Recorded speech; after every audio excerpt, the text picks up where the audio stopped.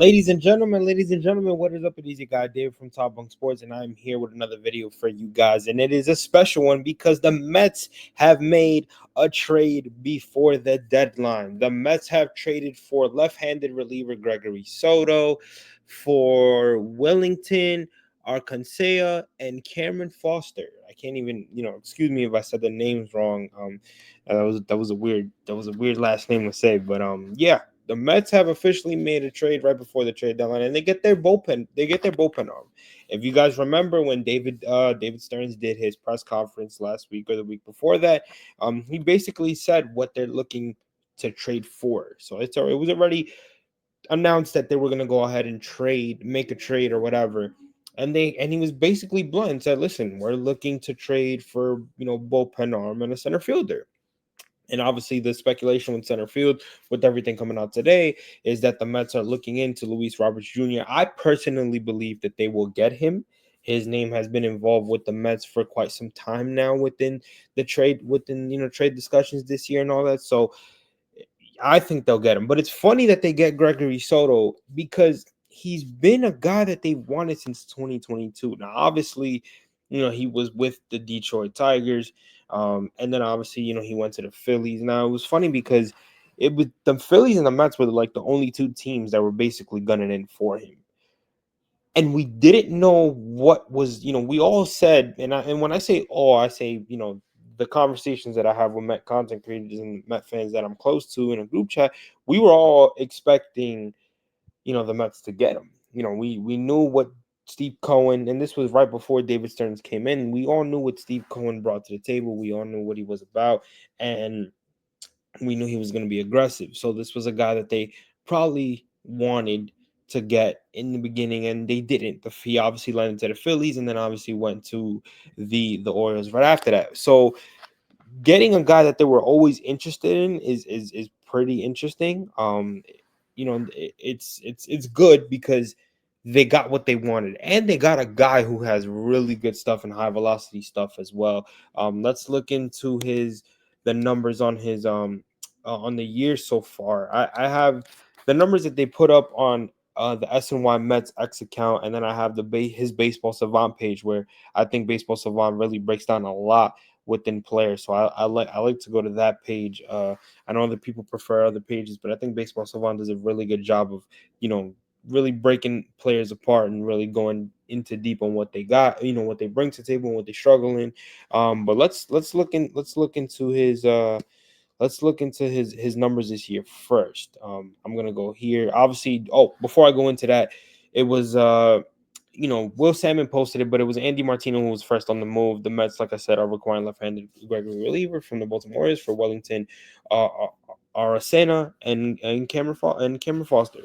So Will Salmon is a very trusted source for the Mets, so I tend to look at his first. I got the notification from him, but Andy Martino, who is also inside the Mets clubhouse, was on the move first. But let's go straight into his SNY numbers right here.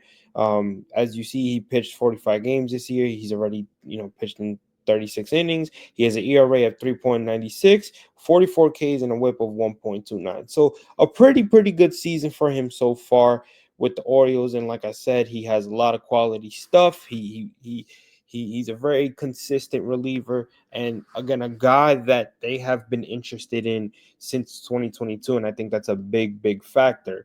Let me see this as well. Yeah, as you guys can see it right there. Let's go to his baseball and savant page that I'll show you guys right here. So if you guys see it, you guys see that a lot of blue here. So which is his pitch run value. You see that his fastball value, his breaking values at 57. So it's in the middle, right? It's in the middle. You got to be able, that's something that he's probably struggling. He's working on.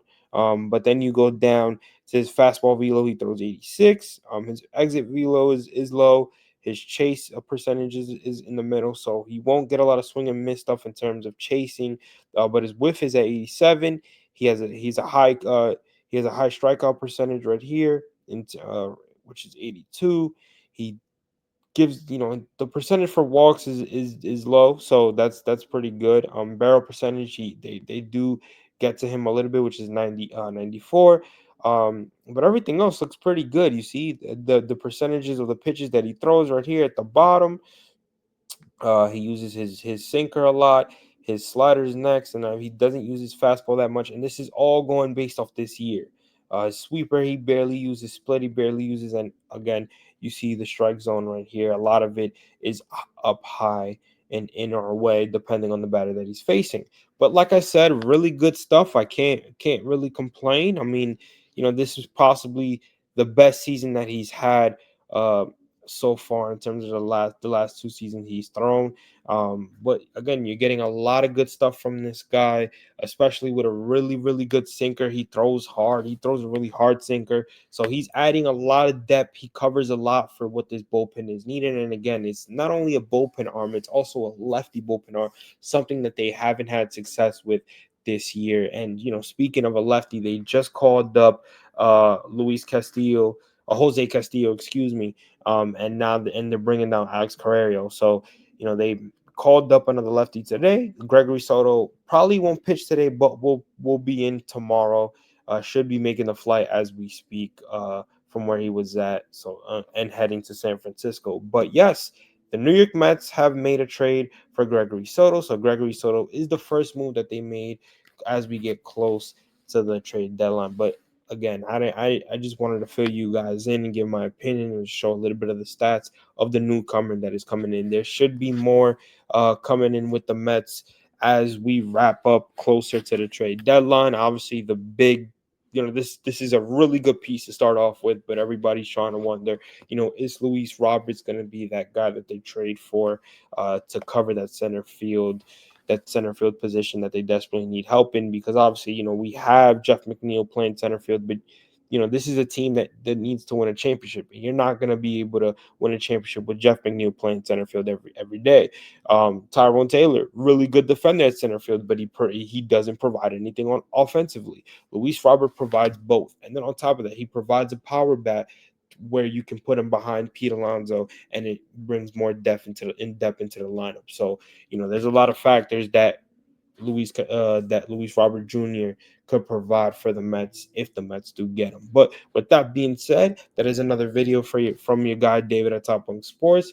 And make sure you guys hit that thumbs up. Make sure you guys subscribe. Make sure you guys share the video. I already have 2 videos out there for you guys. One about the David Wright Day, in my opinion, on that game, and then obviously just recapping the sweep against the Angels. And also make sure you guys follow the 7 Express podcast with my guys Amish, Chris, AP, and me, as we just released a video recapping the series of the Angels. You get more conversation and more depth from other perspectives as well, not just me. But with that being said, it's your guy David, and I will be back with another video. Peace out.